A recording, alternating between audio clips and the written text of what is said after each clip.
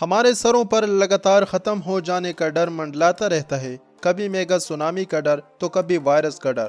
لیکن جس خطرے سے ناسا نے خبردار کیا ہے وہ خطرہ زمین سے نہیں بلکہ اسپیس سے ہماری طرف ٹائم بم کی طرح تیزی سے بڑھتا چلا رہا ہے۔ 10 اپریل 2029 انسانی تاریخ کا وہ دن جب کوئی اسٹرائیڈ زمین سے ٹکرا سکتا ہے۔ اس اسٹرائیڈ کو سن 2004 میں پہلی بار دریافت کیا گیا تھا اور جس کو دیکھ کر اسپیس سائنٹسٹ بھی سمجھ چکے تھے کہ یہ کوئی عام اسٹرائیڈ نہیں ہے، یہ سورج کے گرد ہماری زمین کی طرف چکر کاٹ رہا ہے۔ جہاں پر ہماری زمین سورج کے گرد 365 دن میں اپنا چکر مکمل کرتی ہے، وہیں ایپوفیس بھی سورج کا ایک چکر 324 دنوں میں پورا کرتا ہے۔ تو پھر اس سے ہمیں خطرہ کیا ہے؟ دراصل ایپوفیس کا آربیٹل پاتھ ہماری زمین کے آربیٹل پاتھ کاٹتے ہوئے نکلتا ہے، جس سے کہ اس کے زمین سے ٹکرانے کا خطرہ ہر وقت بنتا رہتا ہے۔ یہ وہ اسٹرائیڈ ہے جس سے ڈومس ڈے یعنی قیامت کا دن بھی کہا جاتا ہے، اور اگر یہ زمین سے نہیں ٹکرایا تو یہ زمین کے بہت ہی قریب سے گزرے گا، اور وہ فاصلہ اتنا ہوگا کہ 29 اپریل 2020 کے اسٹرائیڈ بھی اس کے سامنے کچھ بھی نہیں ہے۔ آگے بڑھنے سے پہلے اگر آپ نے ابھی تک ہمارا چینل اپنا انفارمیشن سبسکرائب نہیں کیا تو اسے فوراً سبسکرائب کر کے بیل آئیکن پر بھی لازمی کلک کریں۔ تو دوستو، آپ کے سامنے پیش ہے اب تک کا سب سے خطرناک اسٹرائیڈ، دا ایپوفیس۔ اس اسٹرائیڈ کو 2004 میں کٹ پیک نیشنل آبزرویٹری کی مدد سے پہلی دفعہ دیکھا گیا۔ اب کوئی بھی اسٹرائیڈ جس کے زمین سے ٹکرانے کے امکانات ہوتے ہیں تو ہم سب سے پہلے اس کی جسامت کو دیکھتے ہیں، اور یہ اسٹرائیڈ 370 میٹر کا ہے، امپائر اسٹیٹ بلڈنگ اور ایفل ٹاور سے بھی بڑا ہے۔ جب 2004 میں اسے دریافت کیا گیا تھا تب اس کی دوربینی کی گئی تو پتہ چلا کہ یہ 2029 میں ہماری زمین سے ٹکرا سکتا ہے، اور اس کے زمین سے ٹکرانے کے امکانات 2.7% ہیں۔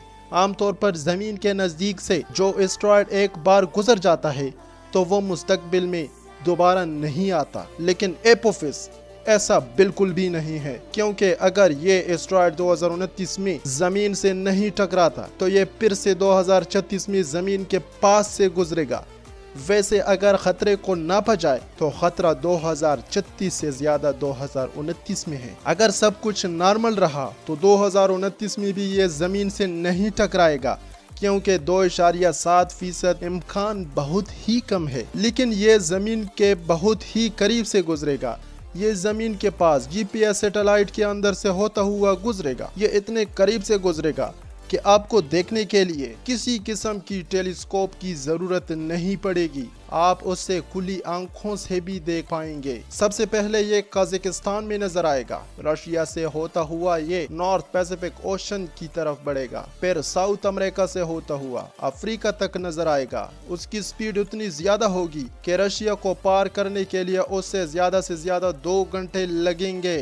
جب یہ ہماری زمین سے گزرے گا تب اس کی چمکتی ہوئی روشنی ہمارے چاند سے بھی زیادہ ہوگی۔ اس وقت یہ زمین سے صرف 30,000 کلومیٹر ہی دور ہوگا، جو کہ چاند کے فاصلے سے 12% کم ہے، اور اگر اتنی قریب آنے پر یہ زمین کی گریویٹیشنل فیلڈ میں پھنس گیا تب یہ زمین کے لیے بہت ہی سنجیدہ مسئلہ بن سکتا ہے۔ تو ایسی صورتحال میں زمین کا کیا ہوگا؟ تو ایپوفیس سے زمین کو کتنا نقصان پہنچے گا وہ ڈیپینڈ کرتا ہے کہ وہ کس جگہ پر جا کر گرتا ہے۔ اگر وہ زمین پر گرے تو اس کی آس پاس جتنے بھی لوگ ہوں گے وہ سبھی مارے جائیں گے، لیکن اگر یہ اسٹرائیڈ بڑے بڑے شہروں کے پاس سمندر میں جا کر گرتا ہے تو ان شہروں کو میگا سونامی کا سامنا کرنا پڑ سکتا ہے، اور اس میگا سونامی سے وہاں موجود لاکھوں لوگوں کی جان جا سکتی ہے۔ اور اگر ہماری قسمت اچھی رہی تو یہ کہیں دور سمندر یا صحرا میں جا کر گر سکتا ہے۔ تو ایسی صورتحال میں ہم بچ سکتے ہیں، کیونکہ گہرے پانی اور صحرا میں اس کی شوک ویو کے زیادہ دور تک نہیں پہنچ